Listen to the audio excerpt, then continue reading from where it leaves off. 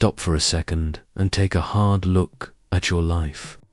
Not the version you show other people, not the one you post online, but the one you live when you're completely alone. The choices you make, the people you let in, the dreams you chase. Do they actually belong to you?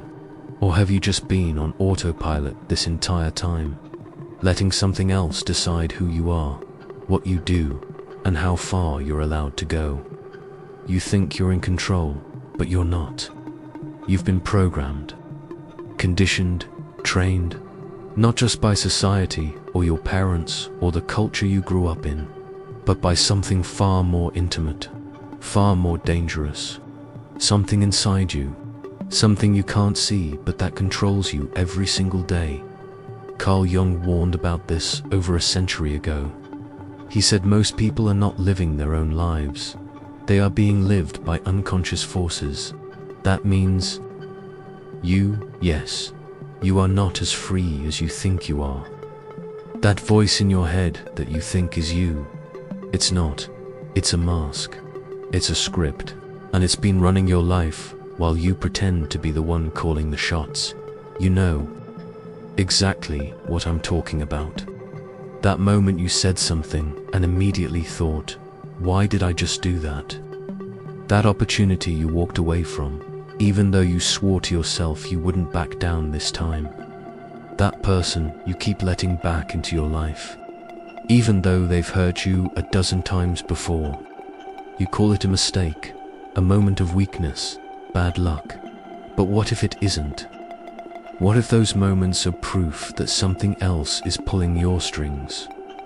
Imagine there are hidden programs inside you, little psychological entities that wake up when they're triggered and hijack your thoughts, your emotions, your actions. Jung called them complexes. And here's the part no one wants to hear. They don't ask for your permission. They don't wait for you to decide. They act, they take over, and they use your body, your voice, your life to do what they want. Think about how many times you've tried to change and failed. How many times you promised yourself it would be different, only to find yourself doing the same thing again, saying the same words again, feeling the same pain again. That's not weakness. That's a program running you. And every time you try to escape, that program fights harder to keep you right where you are. That's why you feel like you're stuck. That's why, no matter how much you read, how much you plan, how much you motivate yourself, you always end up back in the same place. Because you are not fighting laziness or bad habits. You are fighting a force inside you that has only one mission: keep you exactly the same.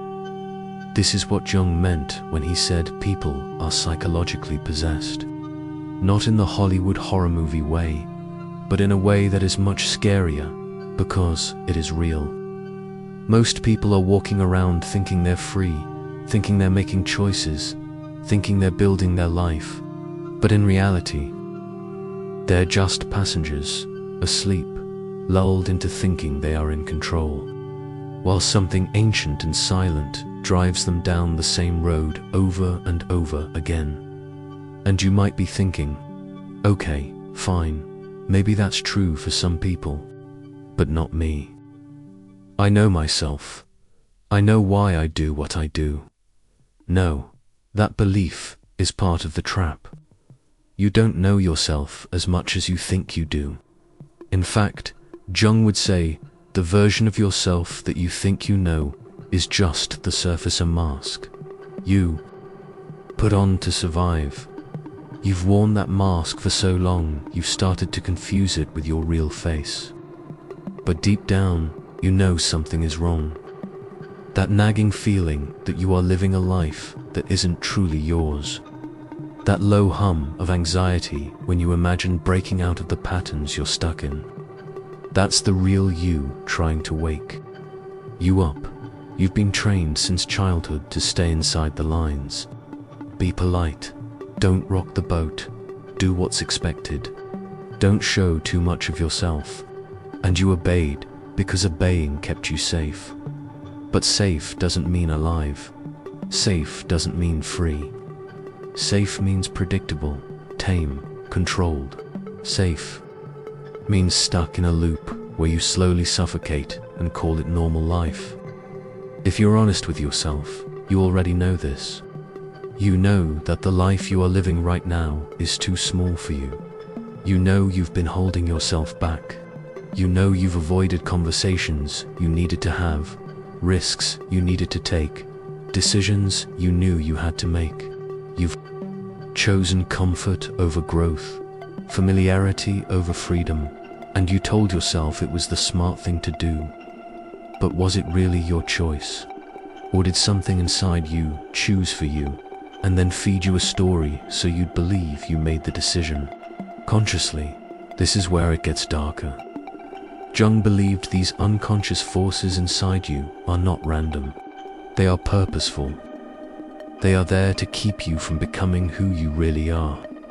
That's right, there is something in you actively resisting your growth. Every time you try to step into a bigger version of yourself, that resistance wakes up and whispers, "Don't. It's dangerous. Stay small. Stay invisible. Stay safe." And you listen, because the fear feels so real. You tell yourself you're being rational, cautious, patient, but what you're really doing is obeying the invisible jailer in your mind.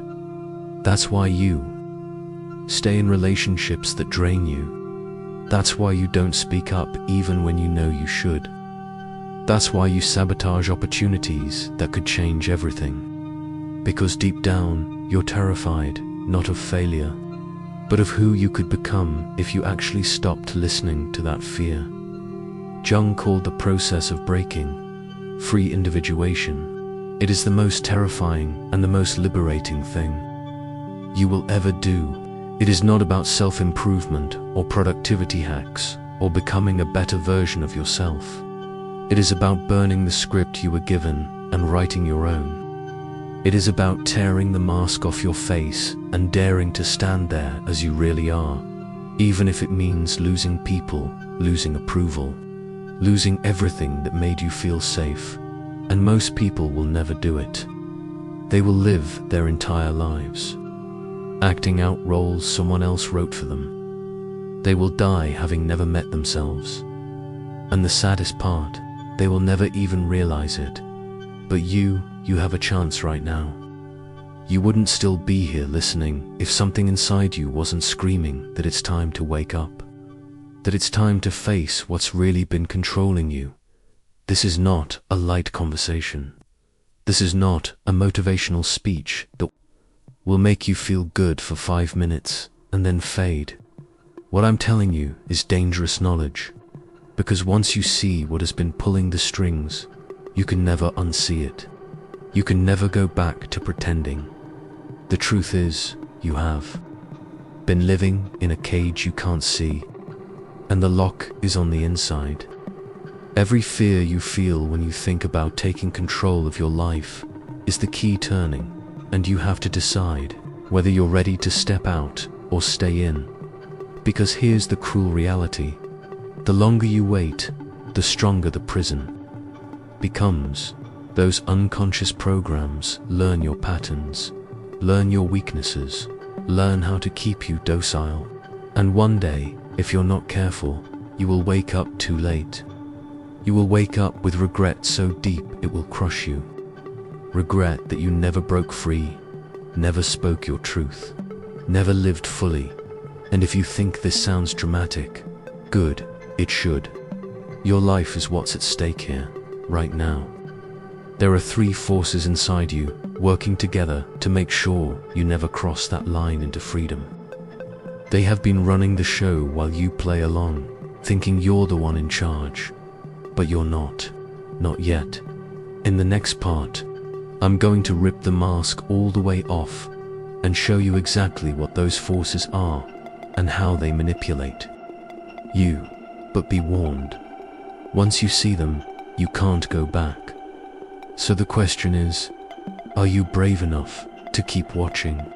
Or are you going to click away, distract yourself, and let the same patterns own you for another year, another decade, another life. You're still here.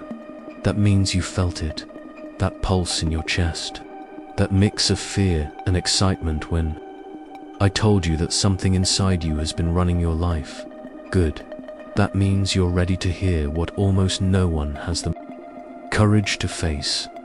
There are 3 invisible forces inside you that have been shaping your destiny.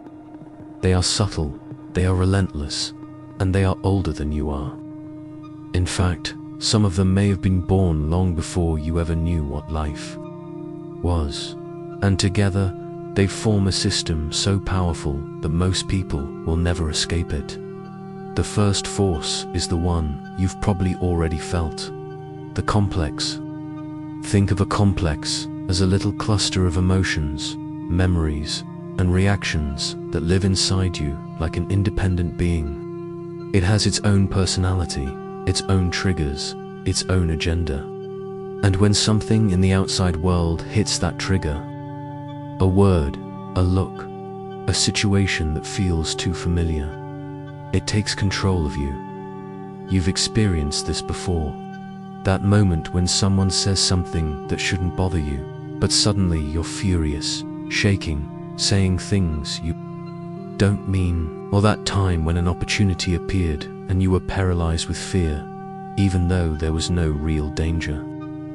That wasn't logic. That wasn't conscious choice. That was a complex taking over. The scary part is that you don't even notice when it happens. Your main personality, the part of you that thinks it's running the show, gets shoved into the back seat, and the complex grabs the wheel. You're not driving, you're being driven. These complexes are born from pain. Every humiliation you went through, every rejection that burned you, every failure that crushed you left behind a little scar, and those scars became living things.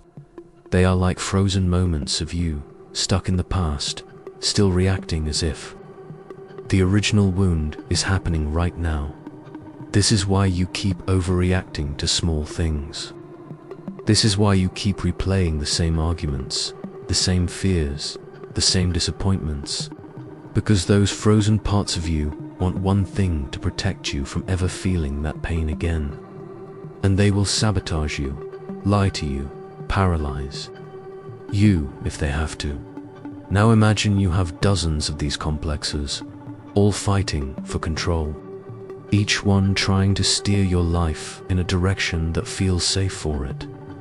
No wonder you feel torn apart, exhausted, stuck. Because you are not one person. You are a whole crowd of sub-personalities pulling you in different directions. And you call that chaos, me. But this is only the first force. The second force is even darker. Jung called it resistance to individuation. This is the part of you that panics when you get too close to becoming who you really are. You know the feeling. You start to make progress. You start to feel powerful. You start to step into a bigger life. And then, out of nowhere, fear, doubt, procrastination hit you like a wall. You tell yourself it's not the right time. You tell yourself you're not ready. You tell yourself you need to think it through. That's not rational thinking. That is your psyche screaming at you to stop. Because the moment you step out of the old patterns, the moment you stop obeying, you threaten the entire system that has been keeping you small. And here's the cruelest part. This resistance doesn't feel like fear.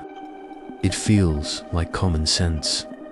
It feels like patience, humility, realism.